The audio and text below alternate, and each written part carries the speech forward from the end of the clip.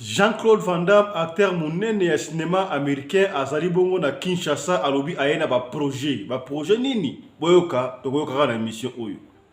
Kin Bopeto oyo to kangelaki to lobelaki na soki mituna eske Kin Bopeto ezali kaka na ville to ata na cité Kin Bopeto tala salité oyo fulu oyo boye et empêcher kutu na nzela ya koleka mituka moya eleka ezalite. Ndeko oyo toloba abiki na liwa to jour na ya kufa ekokaki na noté. Est-ce que prière asayaki na tongo yango esali ke sauver boye tala mir ndenge kweli mutuka oyo maman wana parlé koya abiki. Et voilà, faites comme moi. Abonnez-vous massivement sur la chaîne YouTube Radio Lokole TV. Radio Lokole TV depuis l'Afrique du Sud. Et bien sûr avec l'animateur, le principal boss, Fiston Belende. Mobali mbinga na mwinangolo aboya hydroquinone. Soki ezotambola basheri bazokoya mayanga. Na retrouve douce tendresse affection epana yo. Nasalelo nini pondimake na kupendaka sana. Shita kwacha Belende wenjo. Mbote na bino bandeko balandi ya Radio Lokole Télévision bisika nyonso tu bozwami. Merci na confiance pe fidélité au bopesaka na programme oyo.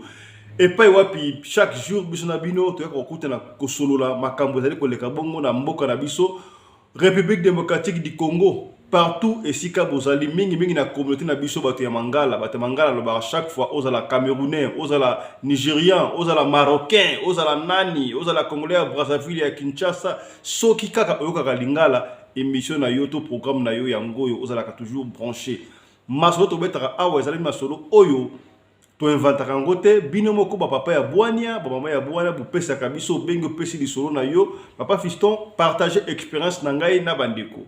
Merci na bandeko ba s'abonner déjà et bo partager pour tout le chaque fois chaque émission est intéressé au tétol il solo le intéressé et ko intéressé de komoko songolo et sikamoko pakala. Oyo ba ebingaite kombo na ngai Fiston Belende tata ya Sedek. Papa to partager émission, partager na Instagram, na WhatsApp, na Facebook, partout et sika ba partager la émission pour ekomela ndeko moko et sika po azwa peut être solution na li kambu na ye. Et puis tout surtout s'abonner, to bo sana kate ko fina bongo cloche à notification pour ce tout programme au ratakate.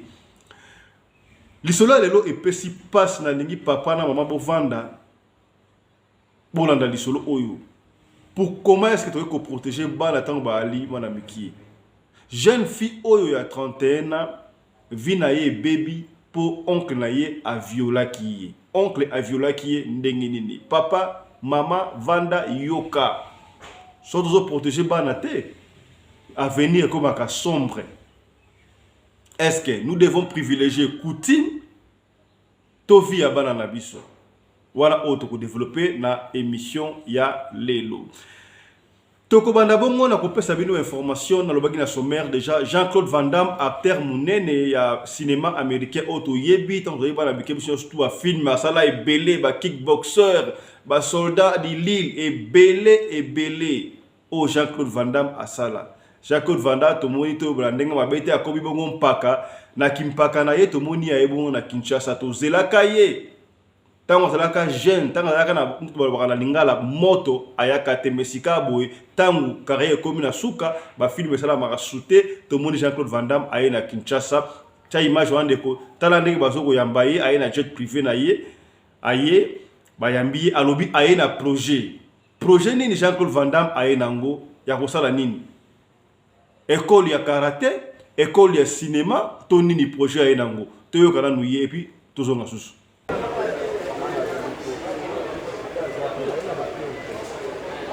Allez, mais ça, aux amours, aux gens ici, ma restez. Restez ça. Aux amours, aux gens ici.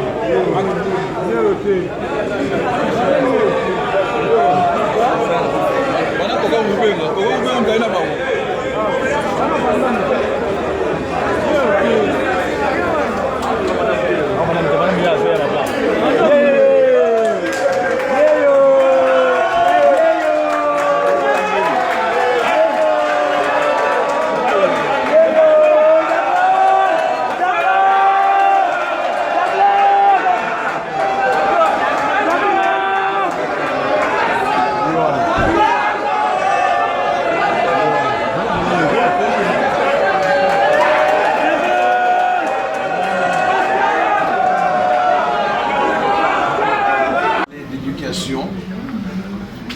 sport, de la santé, de l'infrastructure du pays, dont certains projets comme le Sachi City vont donner beaucoup de travail aux gens. Je ferai de mon mieux pour être derrière ces projets. Une chose est certaine, je donnerai tout mon cœur et je suis très honnête dans mes paroles. Et ça, c'est le temps qui va le décider. Parce qu'il y a beaucoup de gens qui parlent dans des tas de pays, dans la politique. Et j'ai aussi beaucoup d'amour pour la faune, pour les animaux. Et le Congo est un pays qui doit être protégé contre beaucoup de gens qui prennent beaucoup d'avantages sur ce pays. Donc c'est très important pour moi. Et quand j'avais 9 ans, c'est une histoire peut-être bête et simple, quand j'avais 9 ans, je regardais avec mon père en noir et blanc le film Tarzan. Et Tarzan, Jane, Cheetah. Et mon père m'a dit un jour que le Congo ne sera pas protégé dans le futur. Et ça m'a travaillé dans la tête et j'adore les animaux et les gens au Congo. Et je ferai de mon mieux, j'ai 61 ans, j'ai fait beaucoup de films. Et si je fais encore un film ou 2 ou 3, ça ne va rien changer. Donc je crois que Dieu m'a donné le cadeau d'abord d'être connu. Et grâce à ça, maintenant je peux peut-être aider le mieux que je peux. Je dis peut-être parce que je ferai de mon mieux. Ce pic est formidable. Et je le pense évidemment très sincèrement. Un mot aux investisseurs qui hésitent encore de venir en RDC, parce que vous venez comme un investisseur pour travailler dans le secteur de l'infrastructure, sport, éducation et autres. Alors c'est là qui hésitent encore de venir en RDC pour matérialiser la vision du chef de l'État. Qu'est-ce que tu peux leur dire comme message? C'est très important. D'abord, on vient en unité petite, parce qu'on ne peut pas appeler toute la clique, comme on dit en français, c'est ça, toute l'équipe. D'abord, on va s'asseoir, discuter, gérer toutes les idées, mettre tout ensemble. Ken Bopeto autre baki na ville ya Kinshasa to ebité Ken Bopeto ezali kosala makaka na ba grand acteur to na ville to partout tala fulu oyo ndeko tela so image wana tala fulu oyo ndenge matingomba ba plastique ba container ezoko bebisa mboka e komiti na nzela moye ba mituka eleka ezate to ebité ndeko Chantini Bila atala pena na ba cité Kin Bopeto ya solo to mo na ville moi muke ko changer na cité ezali mawa mingi yoka ndenge ndeko oyo aleli. Pour l'intérêt du peuple et qui n'a jamais Mes chers compatriotes, bonjour.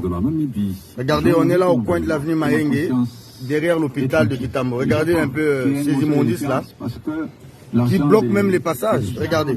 A été détourné. Ça fait très mal. Oh, to limite Kin Bopeto. Et le gouvernement Je suis votre frère Serge Kabon. Bota la non poubelle, bota la binomongo. Bota la place pour Ngo Bila. C'est ça dire que aux autres travaillent pour un chef de l'État. Les opérateurs économiques verraient. Tosengi na cadastre atala kape bongo bakaimatali nzela ba miria ndaku na ebité tala image oyo ndenge mutuka oyo mire kweleli mutuka oyo heureusement ezalaki mbule ezobeta te molini te na moi soki ezalaki na butu elingai kozala ndenge nini atakutu na moi soki miro ndenge tane miro ezokwea miro ndenge ezokwea so ekwelaki mutuka oyo nde bato na kati ba perdre vie na bango tala mama wana musika moni mama wana bandai koya innocente peut-être mama wana to ndeko wana bandai koya wana abandai ko kesomela bana ye lipa bana bayabi ke mama aki kosomba lipa papa ki kosomba lipa mais akomo wana mire kweleli pona ni di conséquences et surtout na ba descente ndenge ni wana ba kolonda ko bali kotonga banda ko toyeba quand même durer ba géomètre faut ça la ko tali non mire na yo ndenge eza isika boye durer nango peut-être ça il y a 5 ans il y a 6 ans il faut qu'on renouveler na ba mboka mususu to monaka okomona ndaku e bebité nzela e bebité mire bebité ba yebike durer nango comme presque na suka mwanda bakoya ko réflexionner ko bongisa esika fissure ya basala boye esika fissure ya basala boye mais na koliga ekolonda kuwana amona déjà que mire na yepetaki ya otengama mais na ebité bête faute de moyens, faute de moyens, et éviter, mais si on t'a là, si on drame, heureusement, et baby, si on a moutou, na sima, si on moutou, na sima, en tout cas, on t'en batala qui naïe. Supposons que si on est quoi là qui est mort, mais ndenge pe quoi wana, nani a futa nani.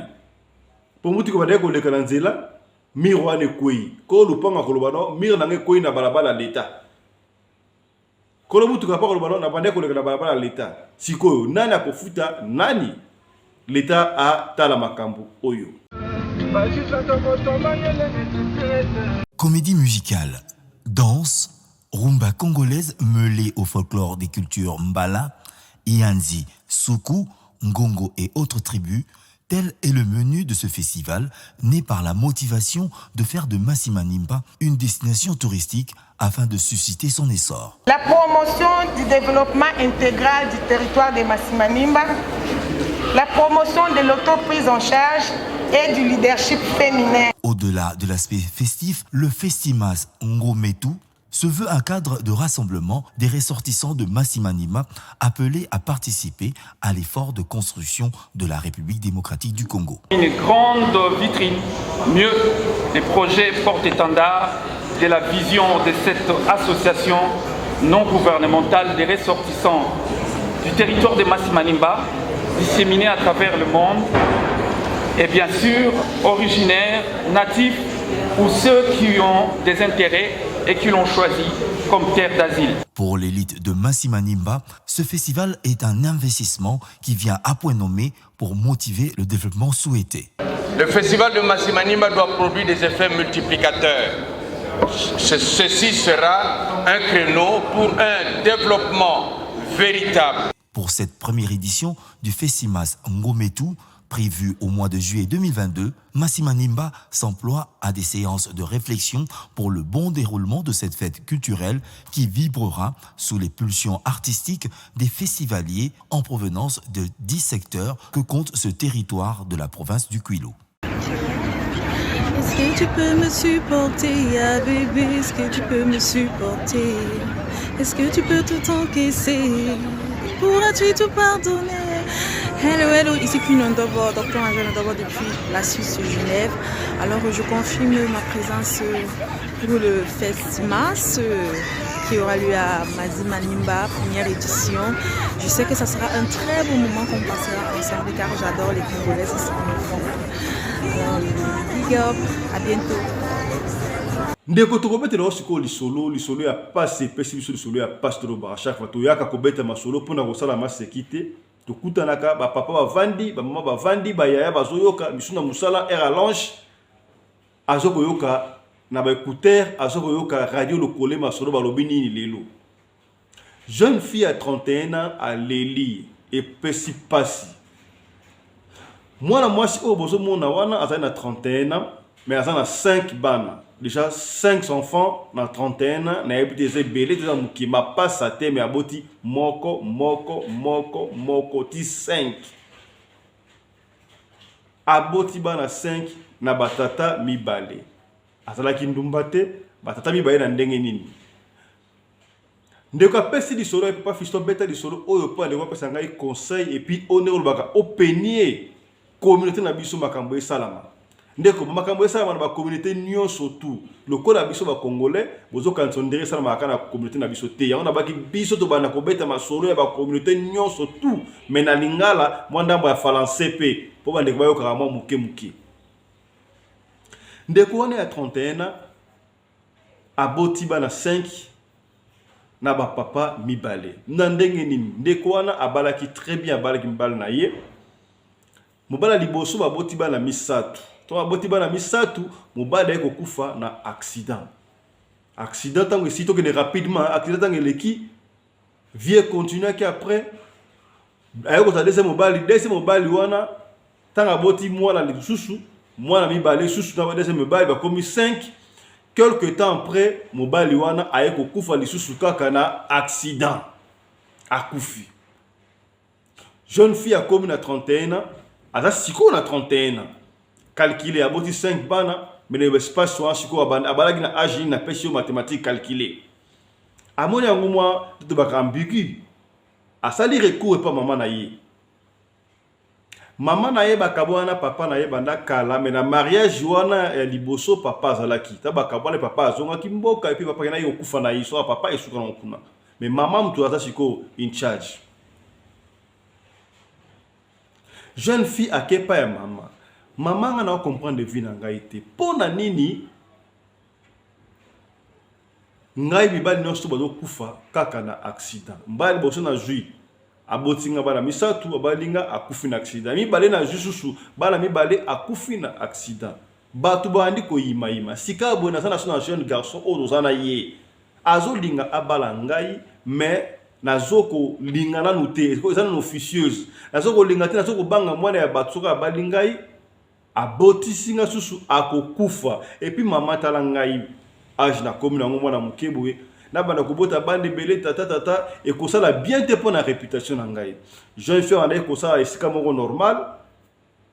Famille maman na bango bazaki na ba riche penate bazaki normal mais noko na bango azalaki na mbongo ko leka famille mobimba nde balobaka nini lisu ya famille côté ya ba maman na bango soki mo aide ali faut que ne pas na ye. Maman Robino, ngai maboko na ngado mona maboko pembe na ebelo moko te saka ba circonstance ya vie kaka. Ba circonstance ya vie et ko se sambela kaka nzambe. Jeune fille pas zongi. Si ko fur et à mesure abane ko zala abane ko mona vie na ye bane ko kende sou bien penate. Akozo mbongo ndenge mbongo do sila do comprendre te. Zo koma est difficile pour na minera fa la bana er moko et zo koma est difficile pour futa ndako er mais o sala mbongo ndenge mbongo yo sila zo comprendre vraiment. Amona ngwa mbininga. A raisonner. Papa père ça kufa déjà. Bon, nazo nga pas maman a repéré une solution nini. Je ne sais pas. Soka bengi peno kono mangwa no ka pesa maman ngo mike pesa ka sunga ka. Mais no ka abana ka toko solo. Qu'est-ce que la maman ou ya 31 jeune fille ou ya 31 a sali. Boye bande ko ndenge zala ka bande ko mususu balinga na bango te ko zela. Po baba ya nzambe umelaka. Bo balinga ko kende straight. Ndeko mwasi wana asigné na ye ake ko luka na yende babenga bana ba mama mbikudi so ba mama mbikudi so ba mama nani o batala ka makambo ndeko mwasi akei kotalisa makambo tango akoti atalisa makambo ka alezala ka ba ebisi pa mama nganga wana to benga nganga te que non yo ozana problème na famille na bino ozana problème mibali na ba okufa wana kende kaka solo na mama na o malamu. Maman a repéré direction ndenge nini yo koki ko longa na makambo oyo. Maman na mbiku da pesi mama esi ya clarté mais yebisi ka ndengo wana. Ça va? Jeune fille pe azongi. Siko moyen akende pa maman na bango ebisa maman ke ngala kana yepa nganga ezati. Azongeli maman na cadre mususu. Maman, en tout cas nga vie de continuer suka ka bien te. Qu'est-ce qui ne va pas? Est-ce que na famille besoin na problème moko mkete? Maman abi eloko mon côté continue au sambel. Ce qui difficulté, mais oncle d'abna liwana kendaka pas oncle a ko aider aider la famille. Jeune fille a tient na epena se et qui a zonga soupa nganga pété. Qu'est-ce qui s'était passé? Si ko jeune fille est comme na niveau moko bena tango ba utayi ko vandi sabatu awa kala mingi te awa na maladie yo pesa ki mbilinga o ba fanda ina bandako. Hier azaki parmi batu oyo bafanda ki na ndako.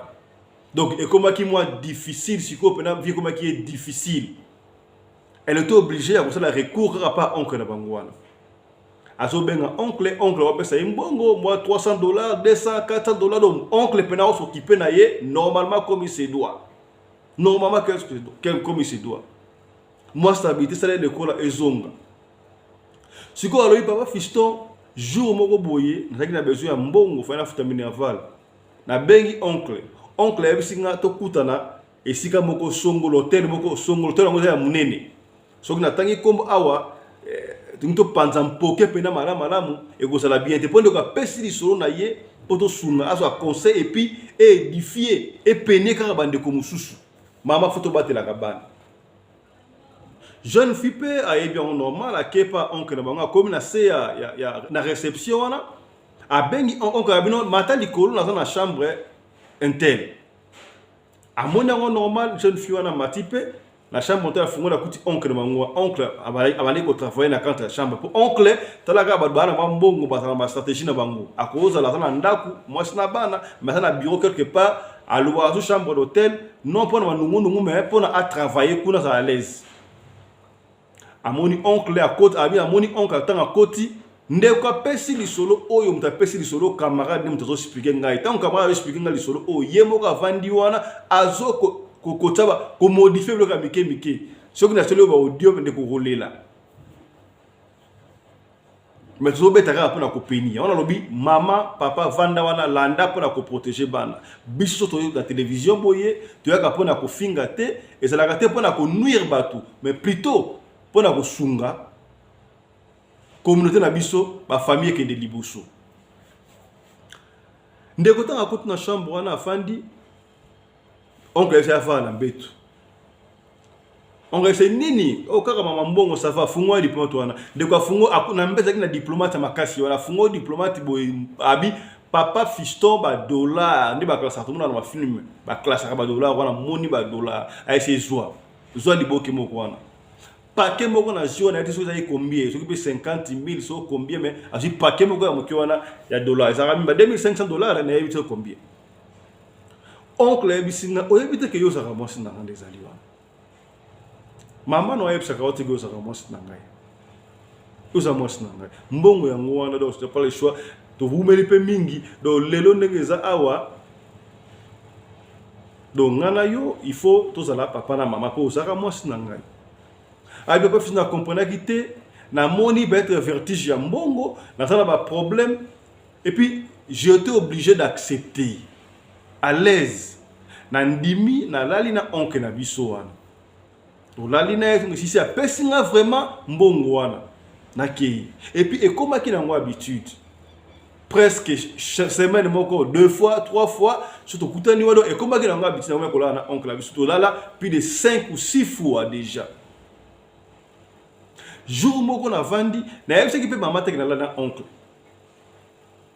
laisse maman peut-être que na la na oncle mais je me rappelle maman tunanga jour moko est-ce que kutana ki na oncle na bino apesa ki yo mbongo est-ce apesa nga mbongo na bom na comme son lokola secret ya ngai na oncle la lobakati yo ka siko lisolo bandeko jour moko na vandi tango siko misala e ko zonga mwanda ndamba zongi sibiso na musala ba rétablir na zongi na ba siko ko sala mama o la kendaka pa na mama mbikudi wana abenganga na téléphone maman a 31 ans jeune fille à 31 ans ya kato kutana alors je ne pouvais pas refuser parce que déjà ngap na kenda yekuna mutaliboso bande ko est-ce que tu comprends l'histoire o landa yango malembe tuzotanga ba kombote po kolo lisolo alingi tanga ba kombote mais ça la effort pour na to betela yo o comprendre yo mama otala ngai yo papa otala ngai o comprendre po ba ndani ya bomba bana na yo tant maman bikudu wana bengiye elle était obligée au kende après musala aleki kuna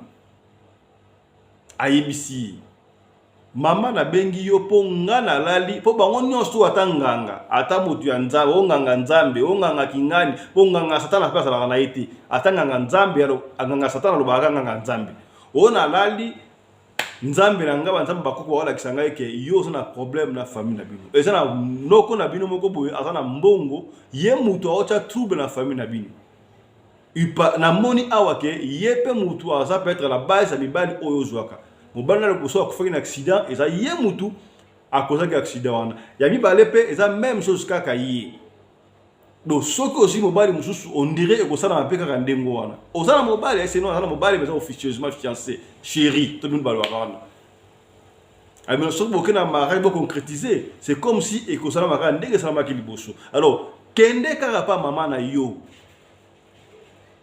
ayebisa yo bobongisa jeune fitanga bimi terrasse bandi ko pesi mawa pasi azongi ndakute mbala moko epa ya mama na bango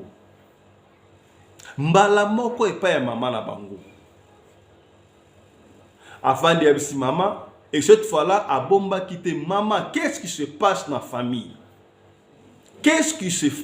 famille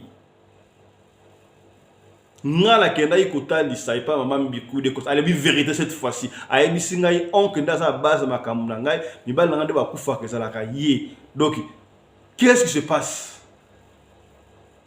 mama linga wanga na te mama pression ko sakana te elle est obligée siko akoma ki dépasser moi je suis à 31 ans est-ce maman vérité est-ce que ebite tant on a na ko so mbongo pa oncle ala la kana ngai oncle est dans moi et puis na comprendre comment est-ce que premier jour à jouer à mettre maman histoire de moi et puis à pesi ngambongo et comme un moment normal à bombiter à aussi maman vérité maman siko elle avait pris le choix moi qui m'a exalté a expliqué oui ndenge zali wana yo ozali soki ki chuli ya oncle na bino soki chuli babenga ngo soki ni soki oza moi si ya oncle na bino na ndenga coutume ndenga yaliwa yo tango lungai ko bala ezalaka bakopesa mbonga libala ya yo na ya oncle na aza propriété na yo siko oncle na yo bagimba somba yo pesa mbongo pa balongola na kutimu wana bikila kila wana oncle na yo aboya ki alinga yika ye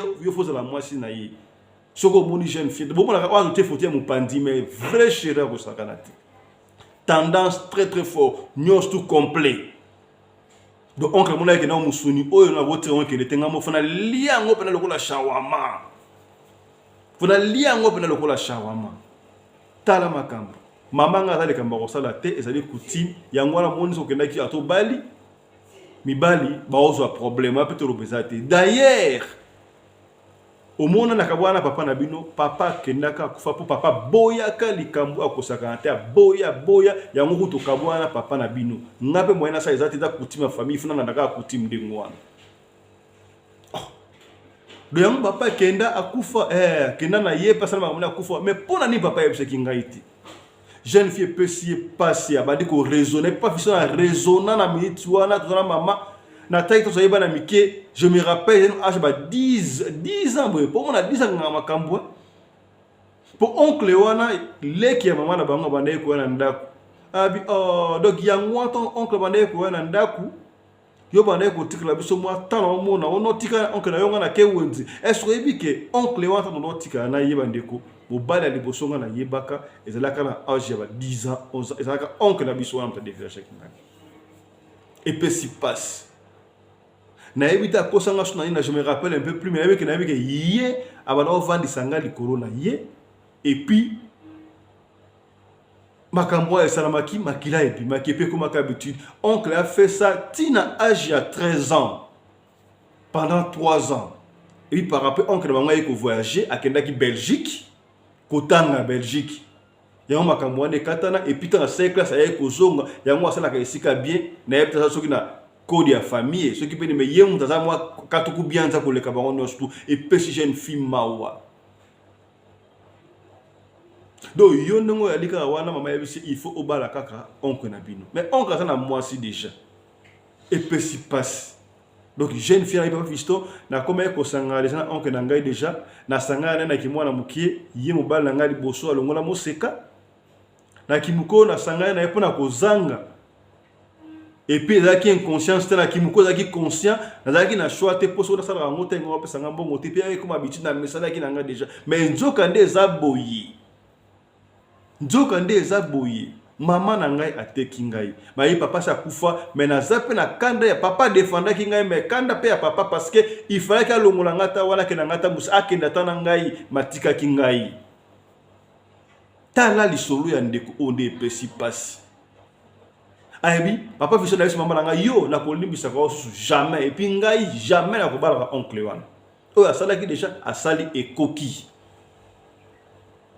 Abi na kenda ndako nanga na koma ki traumatisé le seul mutu ou la seule personne o ba de konsolenga muninga na ngai odo muninga na ko apesi solo autant ngapesa lisolo ba fali ba ngbalé ensemble ba benga na téléphone. Na ko loba skel solo salamité pour na botu ba tracer salama. Traçabilité salama. Po isoro o isali solo moko na banini ya soni ya mawa to ndenge nini batu mukiende ba yebi lisolo ba yebi secret oyo soki na lobi na détail quartier commune et sikaboyi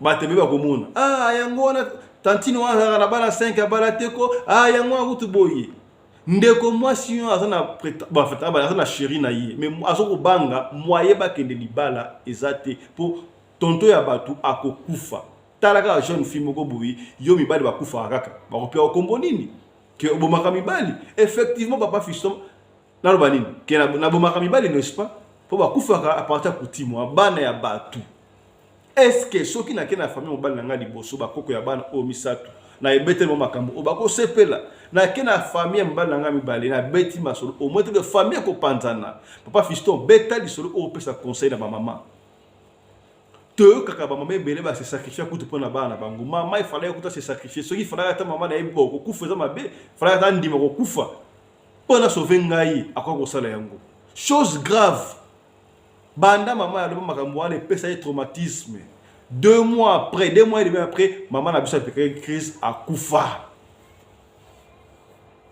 maman na biso akufa nazana ba yaya nazana ba leki bamona ka maman apeka crise akufa histoire ona ne ko beta na yebite soki ba na so ba yebi makambo oyo to ba leki na ba yebi makambo oyo ke ngai na za ki soki ni soki pe mwasi ya oncle na biso mais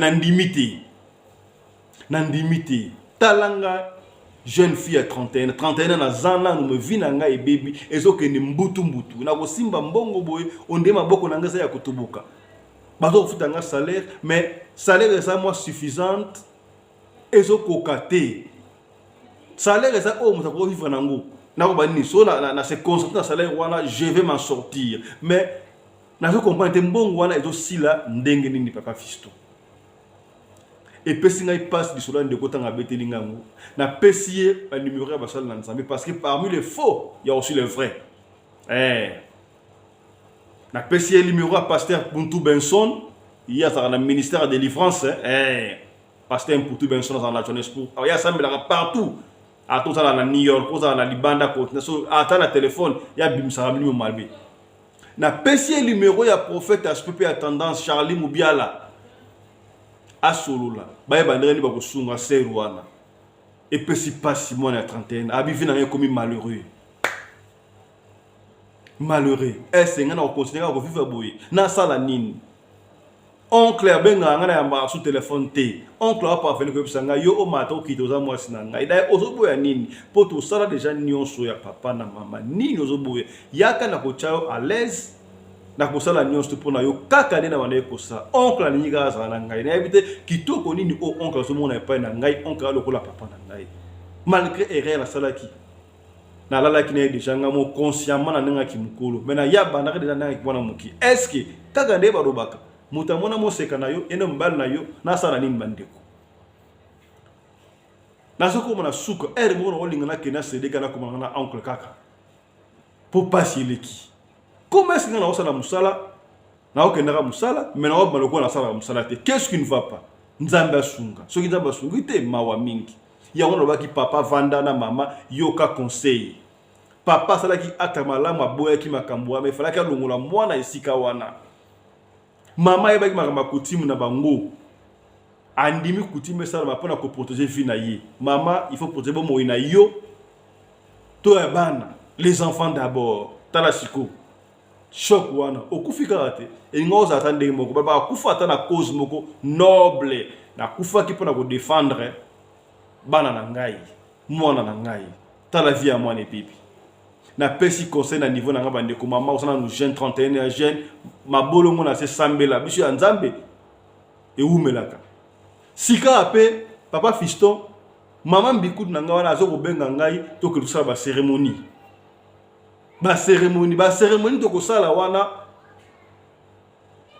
mambi ku daobi mabe ekozonga epa ya moto yo abandaki yango nazo ko banga ba cérémonie soki wana donc mabe wasali ki oncle na biso akokufa susu soki oncle wana akufi ye mokonzi ya famille na kosuka ndenge nini tala ndenge vina ngai ipepi bandeko lisolo esuki awa ba papa ya bwania ba mama ya bwania ba ye ya bwania bolanda biso Pestinda voice tout ndeko wana koma commentaire na se bandeko so ko na solution te to ba chaque fois panza li solo o kabola le radio le Kolé TV peut-être e ko sunga ndeko moko songolo e sika moko pakala peut-être to na solution te mais ndeko moko azana ka o aleka na ka o ko pesa ndeko solution peut-être pe ndeko mo azana ka o se bateka ko mandenge ni na ko ya solution ezwama partager émission bo s'abonner massivement na radio le Kolé télévision to kutani lobby pour le numéro de Radio Le Kolé TV. D'ici là, portez-vous bien. Santé de faire à tous. Mbote na Roger Kizunga na Angola. Mbote na Didier Djenga Bokula Kai Kofo. Autorité morale ba homme d'affaires nyo surtout. Ne ba Mongo, Losako. homme à la amer. Na moi yukolo ama, do ama ça que c'est bon. Ya maman met amo Ken. Mbote ya Nikinia, le faiseur des millionnaires, des dragons de la monnaie congolaise. Mbote. Mbote na Tijon Lushombo, un prince à New York, ya maman Franc. Mbote na matata mpone premier ministre Boza, salon Hilary na Rosentenville. Mbote, Chiboabwa, Mbote. Chap chap. Echara.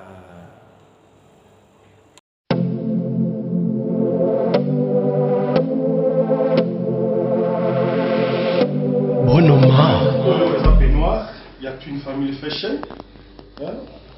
Donc la mouki a volé la pour un peignoir. Dans les papas, la brûlé son mari et Ali, non tout. C'est une famille. Déjà c'est un vêtement. C'est une famille, on a signé c'est une famille quoi, c'est un modèle, c'est un couleur réveillée. Un chapeau, un képi, c'est une famille. Les ensemble, c'est une famille, ce qu'on a fait. On va ensemble, mais pas moi, ils vont aller donc. Là, tu peux oser la couture, là, relax. Voilà, nous sommes plus une famille. Couture est une famille. Donc, on a dit ça, nous sommes à Congo, on peut consommer Congo. Une famille à vous, on a dit nous, on peut consommer en Congo. Donc, c'est une famille. On a dit ça, nous avons la Congo. Comment on m'a dit les bêtements en bout là? Les amis m'y accompagnent quoi. Même chacun fait au côté une famille, en collaboration avec Mercedes. Tu vois, pour le tourner là, on a Mercedes. Chacun Oyo, c'est une famille. C'est une famille fashion. Moi, je suis autant la bembele, je suis papaye. Pour jaquette, c'est une famille. Jaquette Oyo, ma chapeau, c'est une famille. Pour Salino, c'est une famille. Ma chemise naïe, petit de Moana. Une famille, c'est quelque chose. Moni, hein? Consommons Congo. Merci. Avec un talent, ils veulent tous devenir riches, mais avec un travail,